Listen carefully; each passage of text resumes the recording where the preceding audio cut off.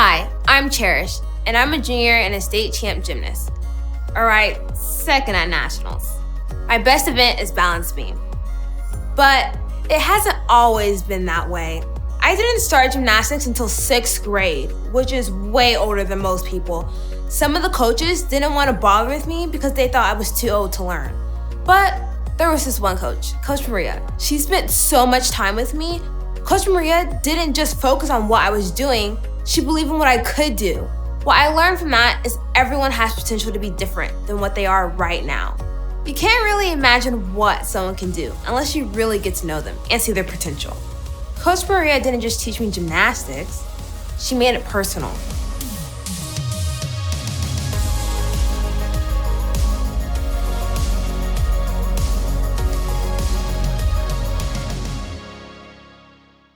What's up, students, and welcome back to week 5 of It's Personal. In this series, It's Personal, we've been talking about the story of Zacchaeus and the interactions that Jesus had with Zacchaeus. And even though this is one of the shortest stories that we have in the Bible, this is such a powerful story because it reminds us of the nature of who Jesus is and what he can do for us. And when we know who Jesus is and what he can do for us, we can then turn around and be Jesus to other people. And that's an amazing thing, and that's what Jesus calls us to do.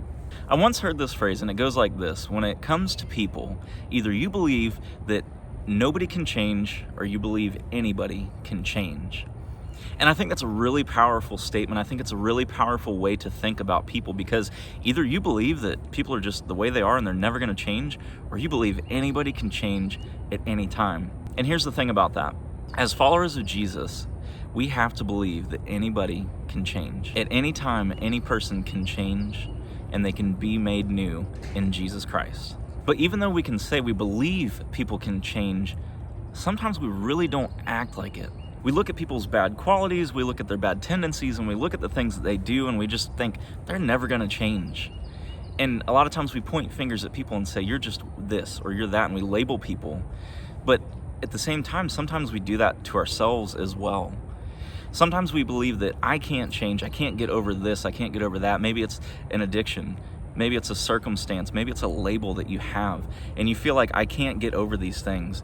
You know, I'm addicted to my phone, I can't quit looking at it, I can't quit spending time thinking about what's going on my phone, or, you know, I made this mistake in my life and it's caused me to lose friends. I've had a falling out with my friends, and I don't think I'm ever gonna be able to be different, and I'm never gonna get better, and why do I have to mess everything up? Or maybe somebody's labeled you something. They've labeled you something negative, and you feel like I can never not be that. I can never not be a dork, a loser, a punk. I can never quit being those things. And you have these labels and these circumstances or even these addictions that we just feel like we can't get over. And when we can't get over these things, we feel powerless. We feel like there's nothing I can do to fix me. There's nothing I can do to make myself better. It is what it is, and I am who I am, and it's always going to be this way. But this is another reason why we're looking at the story of Zacchaeus, because Jesus knew Zacchaeus was the worst of the worst. He was the chief tax collector. He was somebody that everybody hated, nobody liked him, and everybody just wanted to be away from Zacchaeus because he was a bad person, he was a terrible person. And Jesus, of all people, the person who probably shouldn't have been hanging out with Zacchaeus, said, I see something in this guy.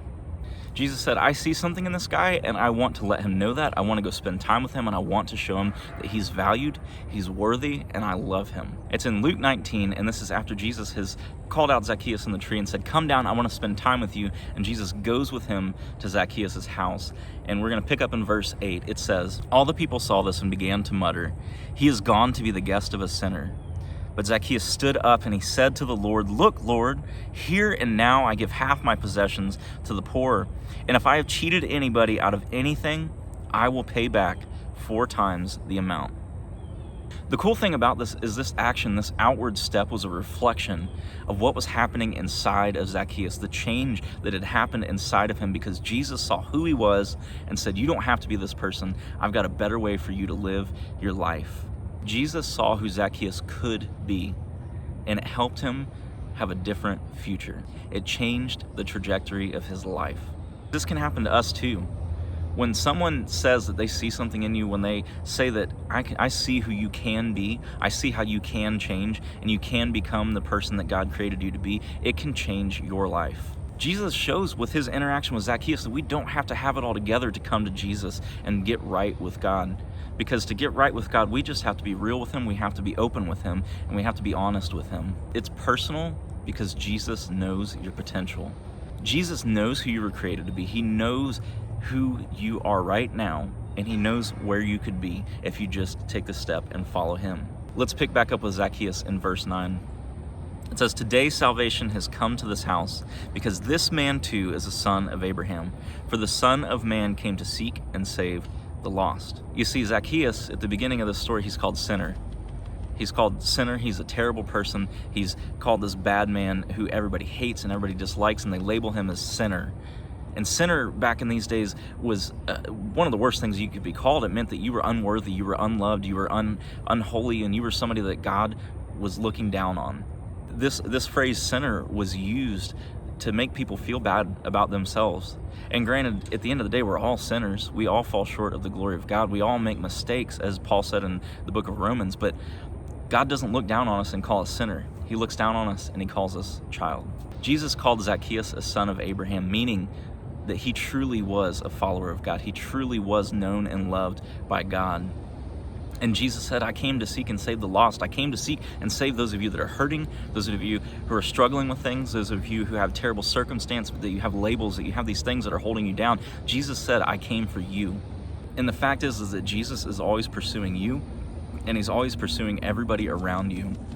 And sometimes we allow our circumstances, our addictions, our labels, our problems to keep us from Jesus. We allow this mountain to grow in front of us and between us and Jesus, and we say, I can't get over there. But the fact is, Jesus is saying, all you got to do is ask me to move this mountain, and he'll move it for you. We all have things that we struggle with in our life. We all have things that are weighing us down. We all have things that are causing us problems in our life and in our walk with Jesus. But the fact is all we have to do is put our eyes on Jesus and ask him for help. You can't battle your addiction on your own. You can't battle your circumstances on your own. You can't change your labels on your own, but guess who can? Jesus. He can do that for you. He can do that for me. He can do that for anybody. Because anybody can change, anybody can be made new in Jesus. In 2 Corinthians 5:17 it says, "If anyone is in Christ, the new creation has come. The old has gone and the new is here." If you take a step to follow Jesus, if you say, I want this relationship with Jesus, and you give up trying to fight all your battles for yourself, and you just let him fight for you, he's gonna make you a new person. He's gonna change you. He might not necessarily change your circumstances right off the bat, but he will change you in the midst of your circumstances. He will make you the person that he knows you can be, and he will change you for your good and for his glory. Change can happen through the work of Jesus. Change only happens when we step into a relationship with Jesus and we trust Jesus and we let Jesus lead. When we try to force our hand, when we try to force our way of doing things, it's not going to work out. I guarantee you it's not going to work out. It might work out for a little bit, but then it's going to fall apart. But if you're leaning on Jesus, if you're following Jesus, if you're letting him lead you, things will work. Things will change for the better. Things will get better. And so there's a few things I want to leave you with before we go into our groups and before we have our time to talk with each other. There's a few things that I want you to take from this. Number one, believe that we can change. We have to believe that we can change. The things that are holding you back from Jesus, the things that are holding you back from changing and growing, those things can change if we just lean into Jesus. And if you don't have a relationship with Jesus, now's the time to start right now. You can make a decision today that you want to start following Jesus, doing things his way, and let him change you. And number two, we have to believe that others can change. Jesus can change you, but Jesus can also change anybody else. Anybody can change. Anybody can grow closer to Jesus.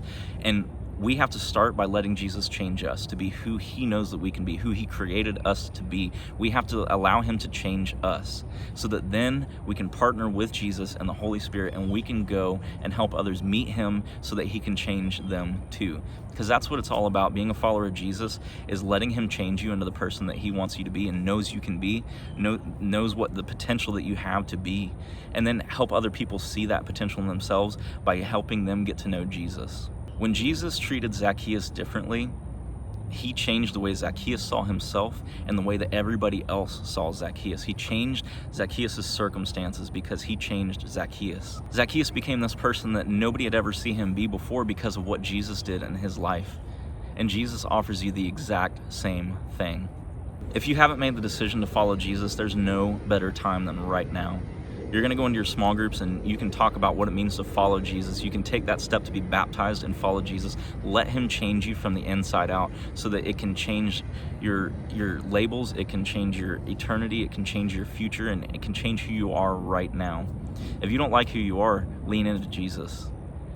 If you like who you are, still lean into Jesus, because Jesus can change the things in you that aren't right. He can change the things in you that are a little bit messed up and help you to be who he knows that you can be. And if you already know Jesus, that's awesome. But our step now, if we already know Jesus, if we're following him, if we're letting him change us, is to go tell other people about him and what he's done in your life. We need to make it personal with other people by letting Jesus change us, and then going and helping other people know who Jesus is by introducing them to you and introducing them to Jesus so that he can change them too. Making change is a lot more likely when you have support. It's why we have our small groups. It's why we do this each and every week. We get together and we meet and we spend time in a small group, is to help each other grow closer to Jesus. And so as you go into small group, I want you guys to ask each other this question: how has Jesus changed you? And how can you tell other people about the change Jesus has made in your life? Have a great week.